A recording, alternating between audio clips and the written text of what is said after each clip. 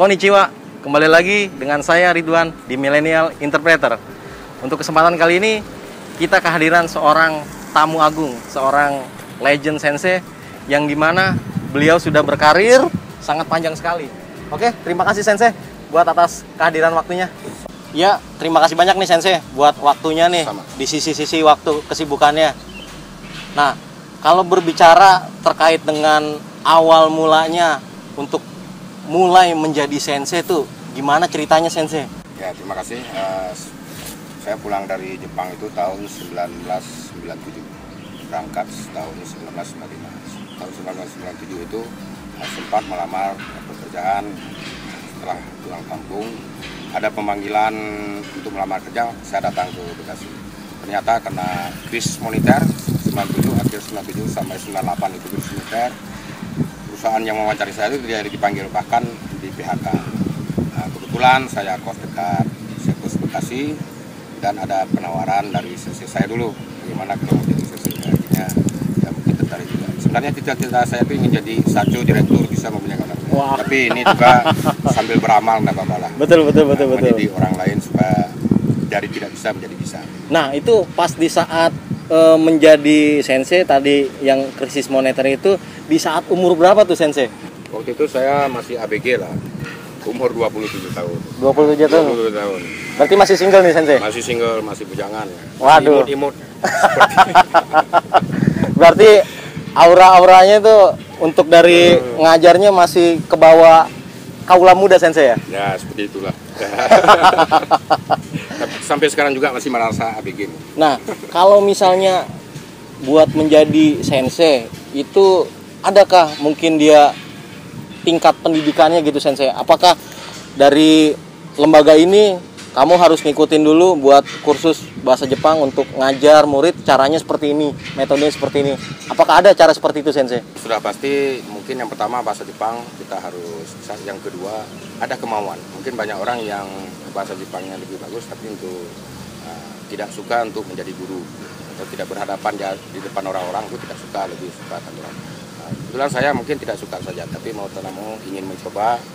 Mungkin punya kepuasan tersendiri kalau orang yang kita ajarkan itu bisa menjadi lebih baik atau bisa dari tidak bisa menjadi bisa. Berarti emang kalau dilihat itu passionnya sensei ya? Ya, passion dan Ya. kemauan lah. Dan kemauan ya. Kalau misalnya dibicarain sensei, kenapa sih ingin jadi sensei? Nah, kalau kita ketahui nih, buat dari lembaga ini yang dulu di saat tahun 2000 itu pemusatan pelatihannya itu ada di Lembang, dan mungkin dari 2000 berapa dia pindah untuk di Bekasi. Nah, kalau dari sisi kenang-kenangan nih, enakan di Lembang kah? Apa enakan di Bekasi kah? Itu kalau dari sensei sendiri seperti apa? Mungkin kalau untuk mengajar saya sudah begitu lama, untuk melakukan pekerjaan lain ini agak sulit. Tapi ini kebetulan sudah menjiwai masalah prinsip pekerjaan itu pasti ada. Tapi kalau untuk niat untuk mengajar sepanjang saya masih mampu, masih bisa berkomunikasi dan sebagainya, akan saya jalani terus. Meskipun tidak hanya di suatu lembaga, apakah privat. Kalau ada permintaan, insya Allah saya akan mengajar terus. Nah, yang sekarang kaitannya buat dari mengajar tadi sensei ibaratnya ya sanggup lah selagi ibaratnya masih bisa untuk mengajar. Nah, untuk pandemi kayak gini nih, sensei kabar-kabarnya nih untuk mempunyai satu YouTube channel buat ngajar bahasa Jepang nih. Itu maksudnya gimana tuh di YouTube channelnya itu sensei? Apa nanti ngalih belajaran lewat YouTube apa seperti apa tuh sensei? Kebetulan masa pandemi ini hampir murid-murid yang sedang belajar juga sedang dirumahkan dan macam-macam. Jadi tergerak hati saya untuk membuat suatu edukasi yang bisa dijangkau semua orang. Nah, kebetulan juga nanti yang akan datang permintaan di Jepang itu sudah sangat banyak, apalagi dengan adanya visa baru ya. SSW sensei ya? SSW ya, visa TG itu visa baru yang khusus pekerja. Yang dulunya tidak ada dan kontraknya juga sampai 5 tahun. Saya kira ini juga akan banyak sekali peminat. Dan juga selain tujuan ini, saya rindu sama anak-anak saya entah di mana berada ini. Betul. Setidaknya nanti bisa melihat, bisa komunikasi lagi. Iya. Mungkin kalau mereka ingat saya mau nggak bisa ketemu, kan bisa lihat lewat YouTube nanti. Iya betul. Bisa bisa komen-komen di situ ya, sensei. Bisa komen. Bisa komen-komen di situ. Jangan lupa channel saya Sensei Hussein IM. Tolong dibuka sekali lagi, Sensei Hussein IM. tolong dibuka nanti di YouTube itu pembelajaran buat adik-adik saudara ini bagi yang sudah pernah belajar dengan saya. Mungkin anak-anaknya juga, karena kebetulan juga ada juga Ken Suse sekarang atau yang di kita itu anaknya jadi Ken Suse lagi. Sudah banyak itu. Regenerasi. Ya. Anak saya saja sekarang sudah berumur SMK ya. Kalau dia berminat saya tidak memaksa. Kalau dia berminat juga mungkin akan saya dorong ke sana. Nah tadi kalau misalnya untuk dari Sensei buka YouTube channel untuk pembelajaran bahasa Jepang melalui channel yang mungkin saat ini teknologi sudah berkembang. Betul. Yang kalau kita bicara nih flashback Sensei di saat saya itu tahun 2011 nih. Sensei ngajar itu kurang lebih 2 bulan. Kalau disebut dulu apa namanya daerah Sensei ya. Iya. Pusat pembelajaran di daerah gitu. Nah, mungkin bukan saya aja nih atau yang di daerah yang lain atau di saat Sensei belajar untuk di pusat gitu, pemusatan. Nah, itu dari apa namanya kalau saya ingat-ingat gitu Sensei dari ngajarnya itu mungkin di saat pembelajaran wah sangat jelas, tapi ada di mana ibaratnya momen untuk secara emosi kita harus ngontrol biar kita nggak marah. Nah itu kalau boleh tahu itu emang khusus pas di saat jam ngajar aja apa emang ada instruksi dari atasan supaya seperti itu Sensei? Itu sebenarnya sesuai dengan tujuan.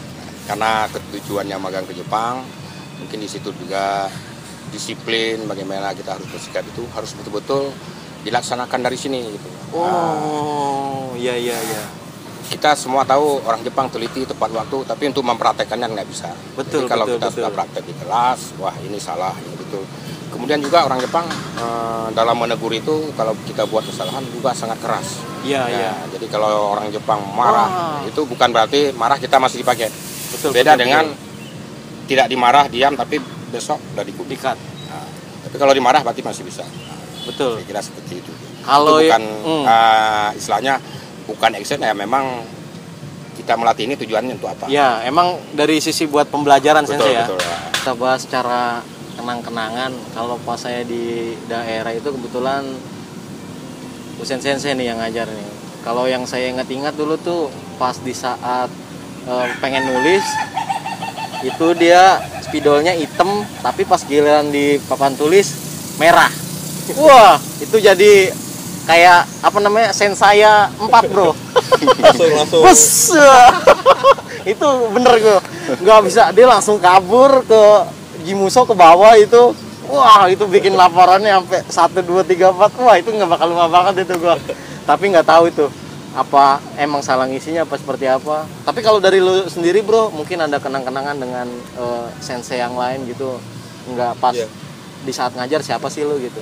Kalau Sensei Husain sendiri waktu zaman gue ya mungkin Sensei Husain lagi pelatihan daerah mungkin saya atau gimana juga nggak ketemu sih ya. Cuman ada beberapa sensei juga kayak Sensei Atik Sensei atau mungkin Sashi Sensei juga gitu kan.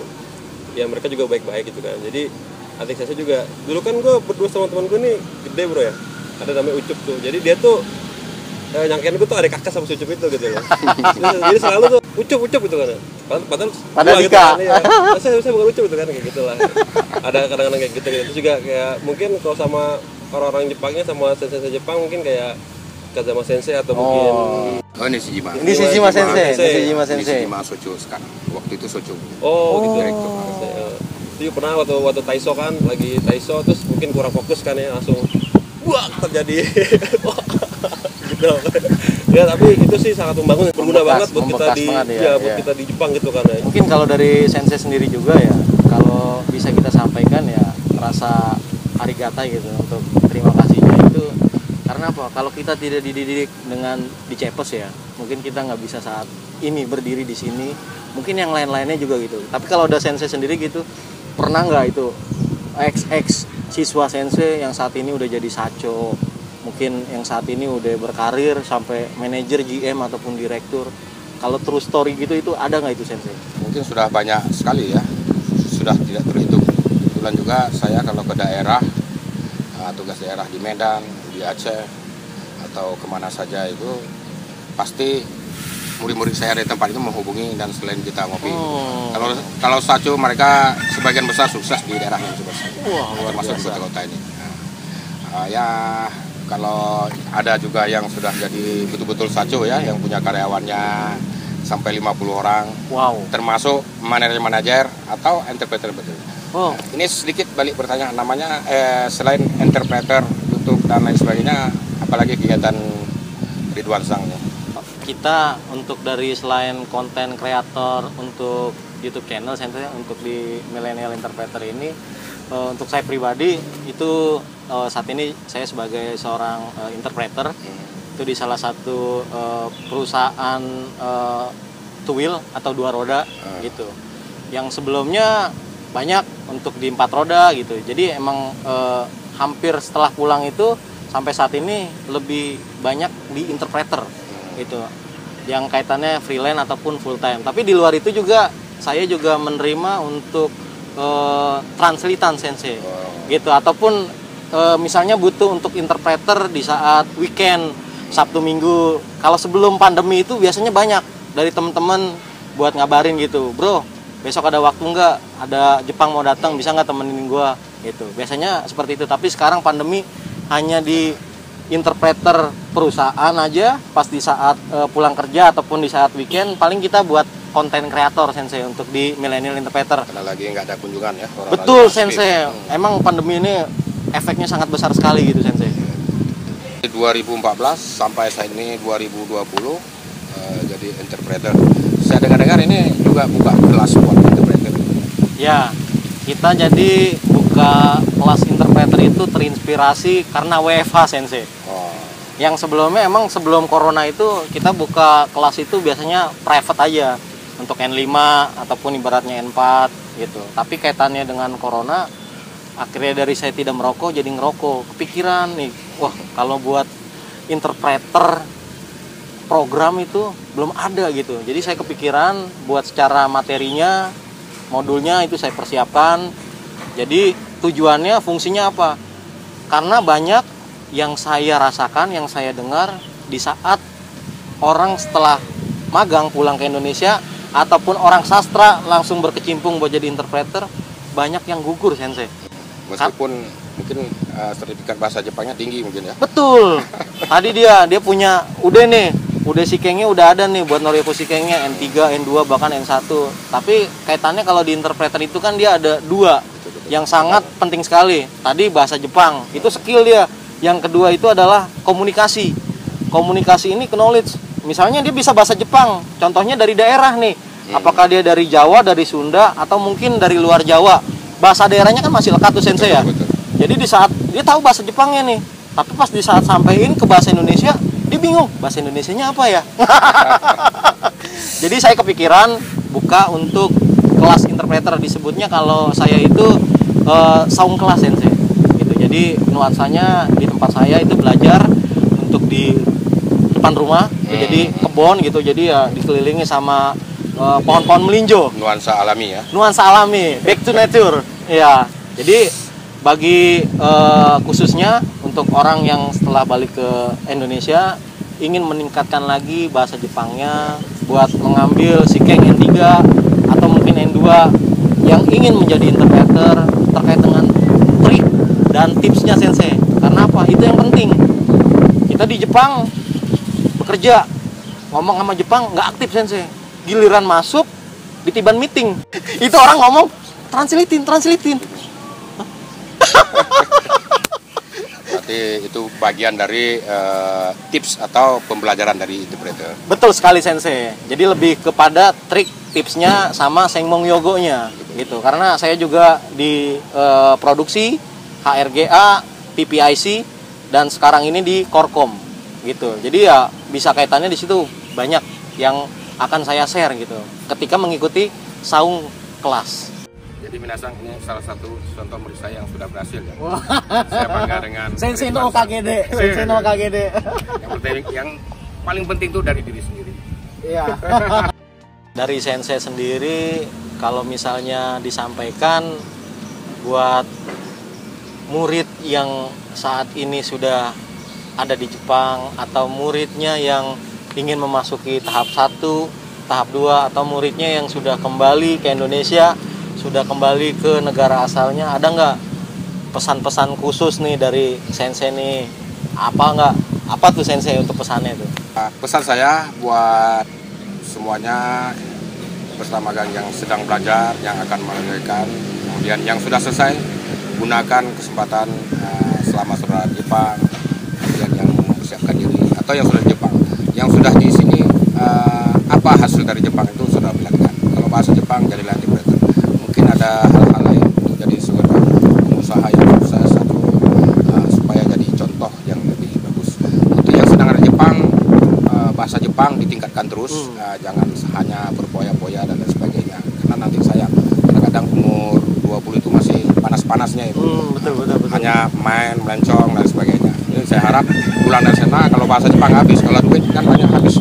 Iya. Ya, kalau bisa harus kalau N bisa, berapa? betul. N berapa? Harus N berapa sensei di bawah? Wow. Minimal N2 coy. Tidak terlalu sulit. Bahkan dulu saya cari Ray Tengo di jalan. Nah, jadi bahasa atau ilmu yang kita dapat itu nggak akan habis. Tapi kalau misalnya uang, walaupun kita bawa 1 juta yen, mungkin 6 bulan nggak habis. Jadi itu rugi banyak yang nggak susah di situ tidak membawakan. Jadi ini saya harap juga bisa banyak interpreter yang handal yang sukses seperti Ridwan Sang. Agar apalagi dalam bahasa Jepang itu saingannya sedikit. Kalau bahasa Inggris sudah banyak. Banyak sekali kalau bahasa Jepang betul. Nah, itu juga salah satu kesempatan. Kalau mahasiswa yang atau punya N2 itu kurang dilirik. Mereka lebih melirik STM atau SMA tetapi pernah di Jepang. Betul. Dengan tingkat bahasa Jepang. Itu mereka lebih senang. Iya. Betul. Nah. Jadi itu yang disampaikan kawan-kawan dari untuk legend sensei yang saat ini sedang lihat video ini, mungkin ada rasa kenang-kenangan gundah gulana atau mungkin pengen meluapkan rasa apa yang di saat itu tidak bisa disampaikan, sampaikanlah di komen Millennial Interpreter ataupun di channel Sensei. Karena Sensei Husein IM ya, silakan cari di situ. Mungkin nanti kita bisa ketemu lebih dekat. Dan juga saya tunggu saudara-saudara kisah cerita atau sedang apa saudara sekarang, mungkin jadi satu lebih sukses daripada yang lainnya. Mungkin bisa ketemu suatu saat. Oke, jadi tadi disampaikan untuk dari Sensei ketika di Jepang harus dapat minimal N2. Dan di saat Indonesia tadi bisa menjadi seorang interpreter, mungkin sampai Saco. Jadi tunggu apa lagi? Jangan lupa untuk mengikuti JLPT N3, N2 bahkan N1. Pantengi untuk di channel kita Millennial Interpreter membahas terkait dengan bahasa Jepang bisa apa. Oke? Minasama. Sayonara. Sayonara.